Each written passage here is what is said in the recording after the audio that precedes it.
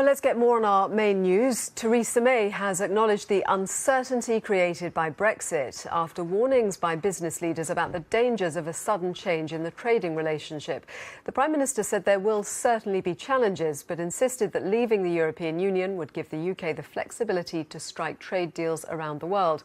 Of course, economic conditions are crucial for business leaders. Well, in March, the then Chancellor predicted annual growth at 2.2%. Despite warnings of economic risks before the EU referendum, it is now slightly higher at 2.3%. In March, inflation was forecast to rise at 0.7%, but the latest ONS figures last month suggest consumer prices are rising more quickly at 0.9%. Meanwhile, UK unemployment fell by 37,000 to 1.6 million in the 3 months to September, hitting an 11-year low. Our business correspondent, John T. Bloom, is at the CBI conference, and we can join him there now. John T. Yes, thank you very much. The conference is just restarting behind me after a coffee break. And before that, delegates had a chance to hear a speech by Theresa May and ask her some questions.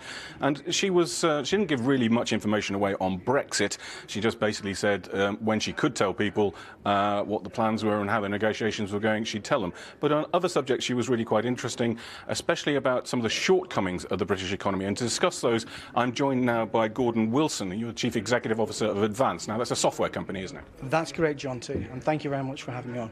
It's a pleasure. Now, one of the things that the Prime Minister said, which I thought was very interesting, was she pointed to some of the weaknesses we have in innovation and also in science, that we just don't have enough people with the qualifications in science, technology, maths, those kind of things. Now, you must be recruiting people like that. Do you find this as a problem?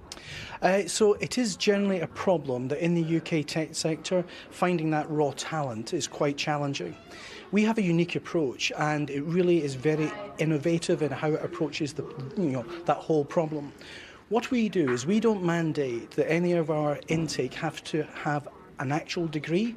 Providing they're talented and bright, they can join our business. And we've employed over 1,000 people in the last 18 months into Advanced.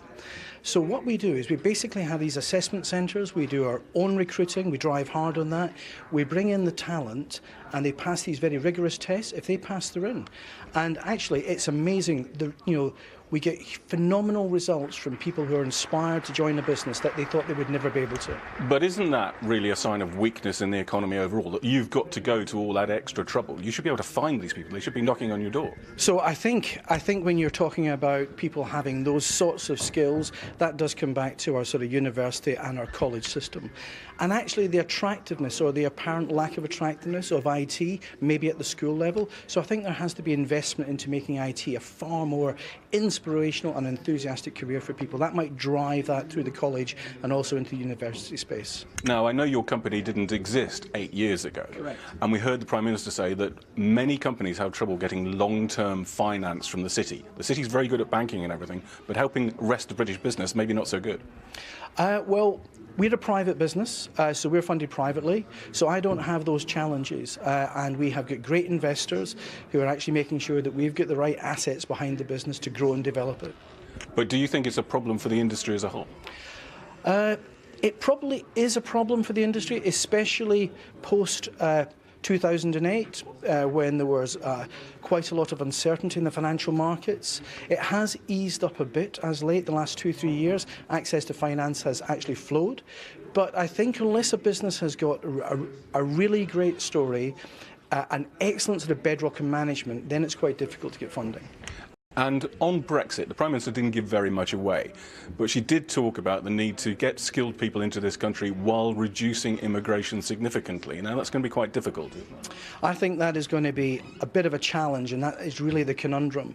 I'm a massive advocate of bringing in talent into the UK. And I think the challenge, of course, as we know, with the Brexit vote, is the emotional aspect of immigration.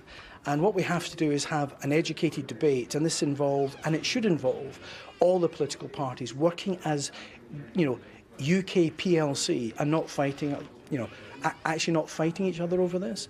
But yes, I'm a great advocate of immigration into the UK for talent.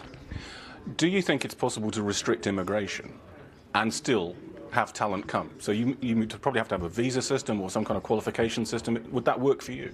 It would, because I actually think that at the end of the day, what we will do is we'll do the right thing, and it will make a difference.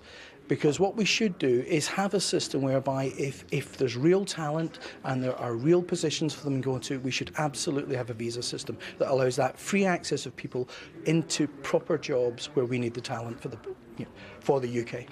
And finally, the government was talking about having an industrial strategy. And I've been around long enough to remember previous industrial strategies which weren't very popular with business, basically because they think the government's trying to tell them what to do. I'm sure they're not. I'm sure they're just trying to maybe point us in the right direction so that business and the UK government can work in partnership. I think what I heard today from the Prime Minister was an ease back in some of the more direct statements that were made over the last 2-3 months. I think business has responded well to that. I've heard from some of my colleagues that they have actually viewed the speech today very positively. Excellent. Gordon, thank you very much indeed. Thank you very much. Thank you. The rest of the afternoon will include a speech by the Leader of the Opposition, Jeremy Corbyn, so we're very interested to hear what he has to say to business leaders here at the CBI conference. Thank you very much, John T. Well, let's focus